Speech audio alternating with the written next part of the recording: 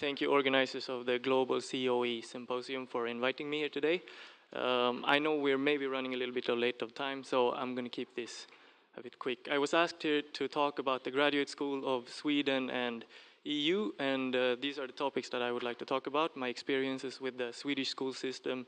I would like to introduce to you the new European school system, and then talk a bit about what it is to be a graduate student at the Royal Institute of Technology, and then also share with you some of my thoughts on the Japanese graduate school.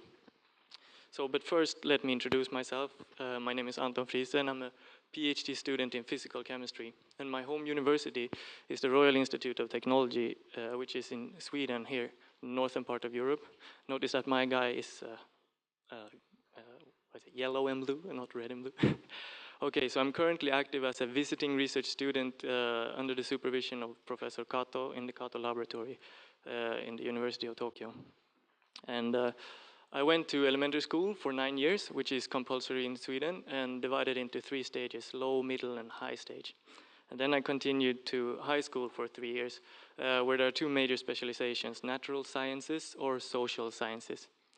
And then I continued to the university, and at this time at KTH there was nothing such as a bachelor degree, so I went straight for my master, which is 4 years of classes and then half a year of degree project. And I spent 1 year as an exchange student in Japan, in Osaka, which I enjoyed very much. And then I came back, I finished my degree, and then I continued to PhD studies, which at KTH is 4 to 5 years, depending on how much teaching will be included in your work.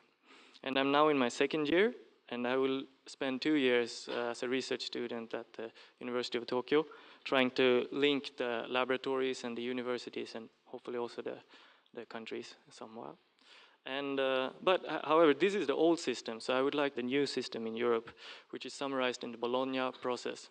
The purpose of the Bologna process is to create the European higher education area by making academic degrees in Europe comparable or compatible.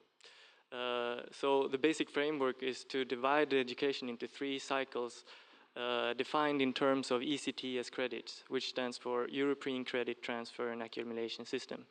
So the first cycle, which is approximately 200 ECTS credits, should award a bachelor degree.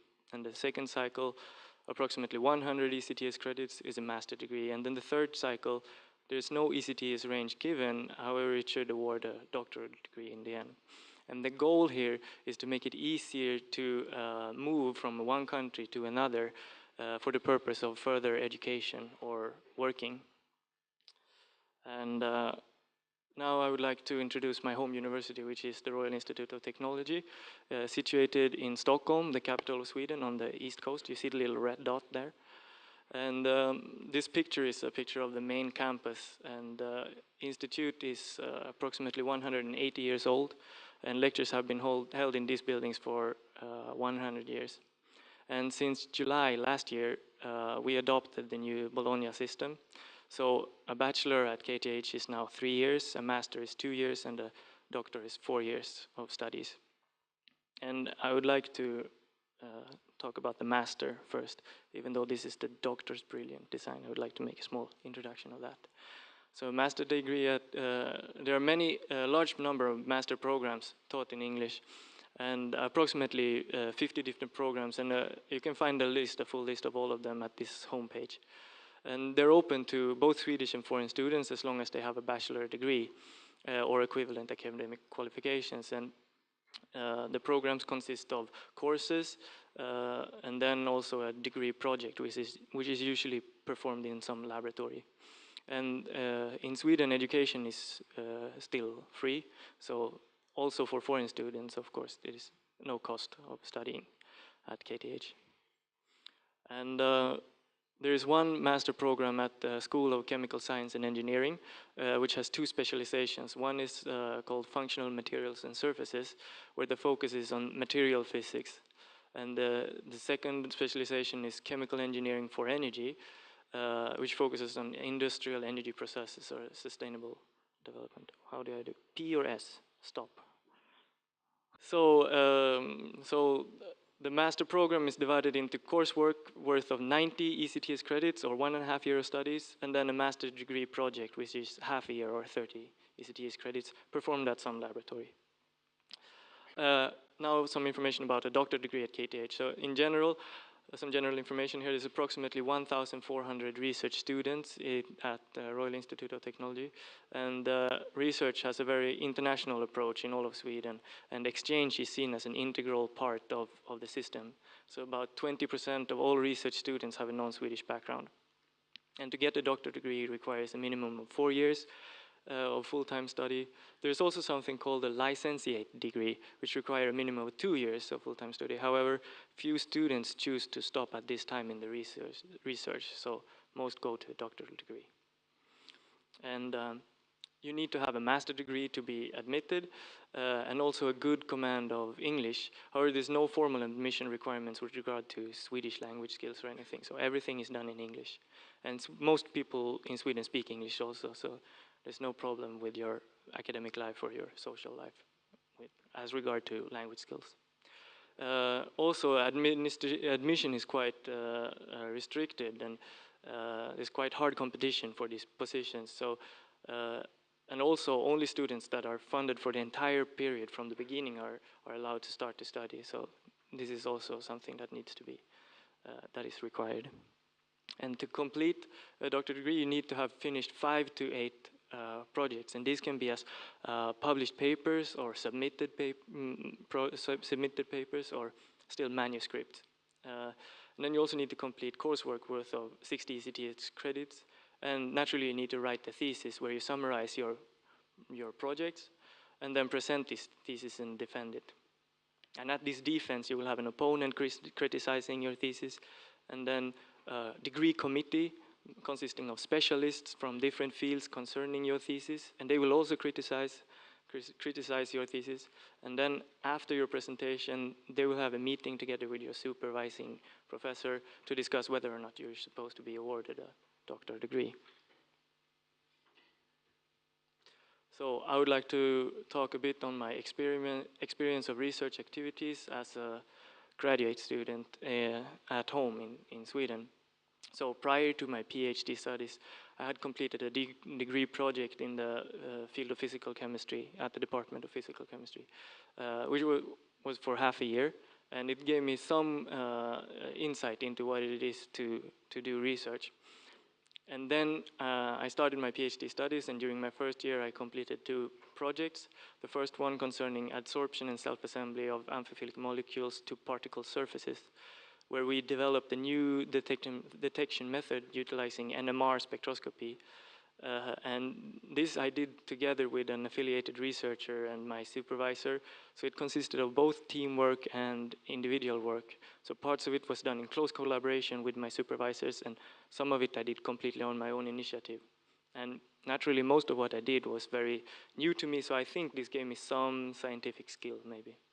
The second project concerned dispersion of carbon nanotubes in aqueous solutions, where we used existing NMR spectroscopy methods to analyze this interaction between proteins and carbon nanotubes.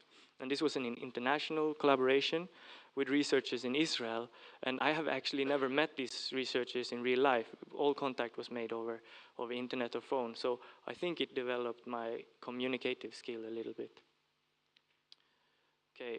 I would like to share with you some of my thoughts here on the Japanese graduate school, since I've been here now for a couple of months. And what I've noticed is that there's lots of energy investigated in your fellow students' research here, especially how senior students engage in the projects of younger students and in trying to complete them. So my first thought here is the research discussions, journal meetings, and presentation rehearsals are very, very frequent and very actively. Participation is very active. However, this also leads to the fact that you spend a lot of time in your laboratory, and this is my next thought, the last train. Because I have a story here. So when I came the first day as a PhD student to work in Sweden, I overslept, and I came to the lab at 11 o'clock or something in the morning. And I meet my professor, and of course I apologize to him, and I say, I'm very sorry about coming this late, and I didn't mean to do that. And he says, I don't care. You can come in at 11 o'clock or you can come in at 8 o'clock, and you can go wherever you want. work 2 hours per day or work 20 hours per day. I don't care about the time, I care about the results.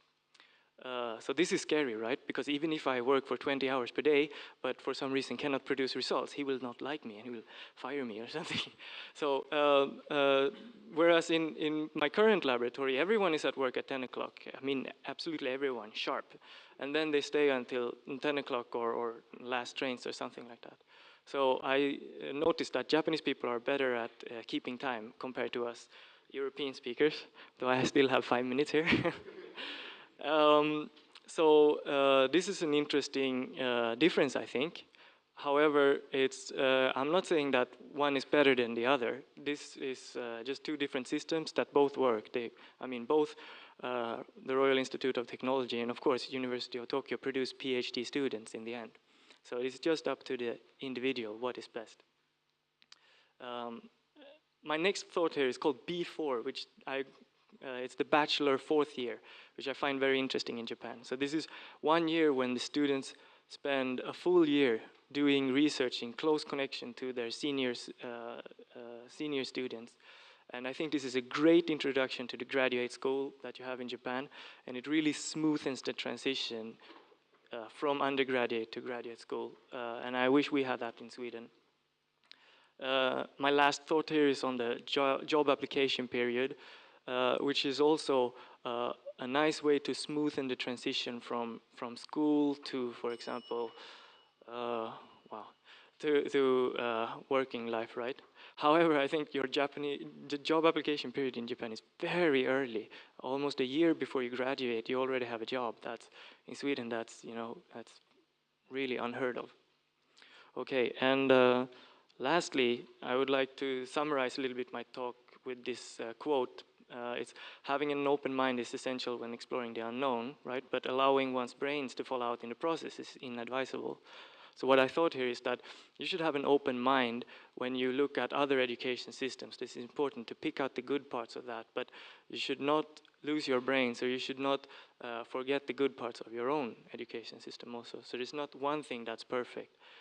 We should pick out the raisins, the good parts of every education system. And if you want to find more information on the education system in Sweden, please visit any of these home pages. And with that, I would like to thank you for your kind attention. Thank you so much.